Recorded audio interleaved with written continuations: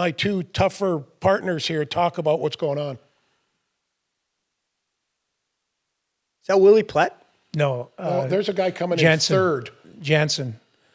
Steve Jansen? From the Olympic team?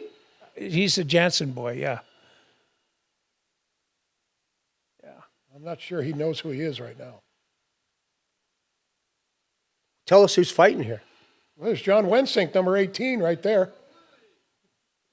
Now, are you pulling his hair? Looks like he's making love to him.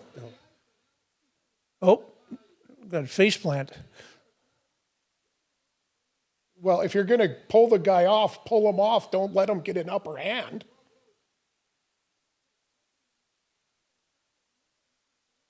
Wally Harris is useless. He's in the way.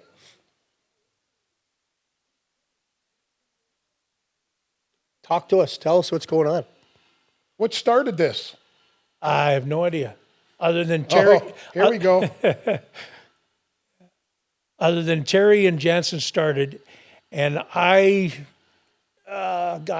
guess I was allowed to, or the league allowed it a little bit more. A lot of times when a teammate got into a fight and I was on the ice, I generally always got into one. I shouldn't say always, but I always felt that if there's a fight already going on over there and I get into one, the linesman can't be over there and over here at the same time. So it's going to give either I'm in trouble or I've got him in trouble. And I felt comfortable enough that I always could handle myself. Never, get the worst end of a real bad beating. But the guy had to be a tough guy. You weren't going to grab. Well, you know what? Who had been on that team? Dale Talon, maybe, or someone on that particular deal. Whoever was the closest one to me was getting it, no matter what. Was getting it. Oh. Okay, and I don't know why, but it just happened. And then I don't know why I made my little detour. It just happened. Called on their bench. You challenged the whole Minnesota North Stars bench. There's a lot of adrenaline going on. Sure, absolutely. There's a major amount of adrenaline. And I love the pirouette. You know what? All I got to say is it's been around for a long time. Well, it's one of the most famous clips I know of in all of the NHL. They had some tough guys. That's the right. And Maxwell was on that team. They had two Maxwells. They had a Bennett boy. They had the Barrett boys. They had some tough kids. Yeah. I think it was Brad and Brian Maxwell. Yes. Brad and Brian, both of them were there. They also had a coach that was, I think, a little on the flaky side. The one-eyed guy? Sumner? Yeah, Glenn Sumner, one-eyed guy. I mean, from his reputation, what was stopping him from, hey, boys, Absolutely. go for a skate, whatever. Would I have done that today? No, probably not. But back then, it was a great move. Absolutely. It worked great in your favor. It did, and then there were, like I said earlier, I always took advantage of, and Chaser, you've done the same thing. I'm positive of it.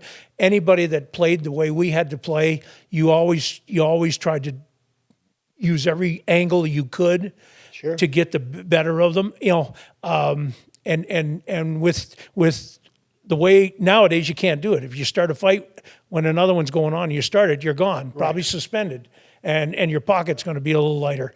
Back then, I had nothing. I generally didn't stop unless I was forced to stop. And in junior, it started in junior. I hurt some kids, and that's because they couldn't stop me. And then the reputation was actually, I got to be honest with you, I think the reputation was bigger than the actual thing. Oh, yeah. Okay. But it actually helped me to a certain degree, to the point where I maybe didn't have to as much. And I think what was happening also in Boston towards the end, there were, O'Reilly, Secord, Stanley, myself, Stan Jonathan, right? Is that Yeah.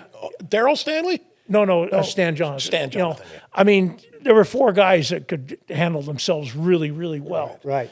And I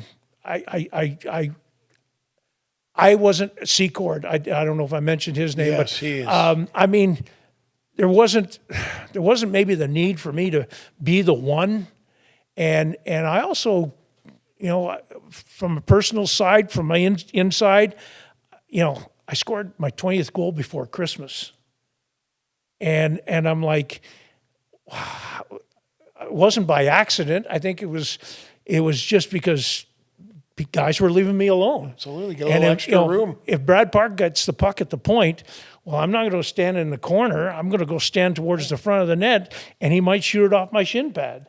And that's what was happening. That's what I said about some of these Blues kids. You know, If you want to score, go to where you score. yeah, and so I think guys, I had to look for it more, but then the other thing that I wish we all have do-overs. I was a farm boy.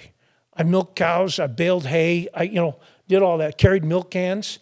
I was farm strong. So as a junior, I was overpowering. And I don't want to use the word city kids, but I'm going to use overpowering the urban kid, okay? Right. And The city slickers. because I was strong. I was just farmer strong. Well, I get to the NHL. My dad passes away. The farm is sold. I don't have that workout, 10,000 bales or milking 70 cows or whatever. I don't have that. So I didn't replace it. And if I could do it over again, I wish I would have had someone take me, or I wish somebody would have taken me and replaced the workouts that I wasn't doing. So towards the end of the career, I wasn't overpowering guys, and guys were coming in like Secord was his body was all from the gym, but he was tough and he was fast. And towards the end, I didn't have that strength, and I wasn't smart enough, or I wasn't aware.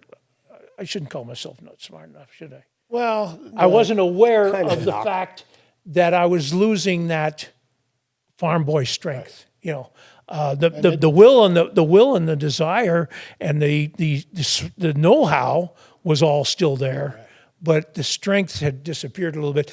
And then did that and I get to the Bruins, and I just mentioned some of them were my idols, and here one of them says why go the Bruins started having a weight train, a physio guy or whatever, and he was taking us to. I didn't know that the Bruins even had a weight room until a year and a half after I was there. Right. And one of the players, my idols, the puck's only 3 ounces.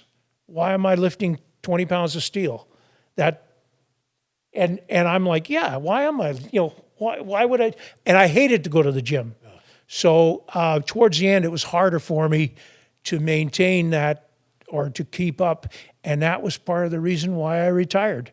I went to Detroit's camp as a walk, was there for a couple of games, came home, called my agent, and told him that they let me go, and he said, well, what do you want to do? And I said, I've never been in this spot before. I've always had a team to go to. And he said, well, there's 3 or 4 teams interested in you for the minors.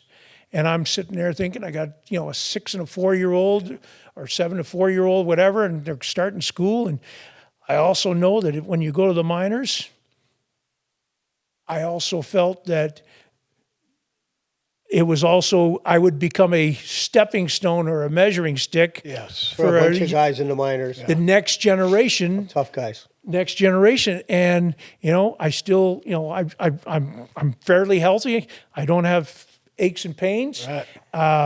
I don't have all my teeth, but not many guys do. But I just felt it was time, and I finally said to my agent, I'm done, and it's going to end whether it's 5 years in the minors or a year in the minors. I'm done. And he goes, really? And I said, yep, I'm done. So that's how I quit, or I retired.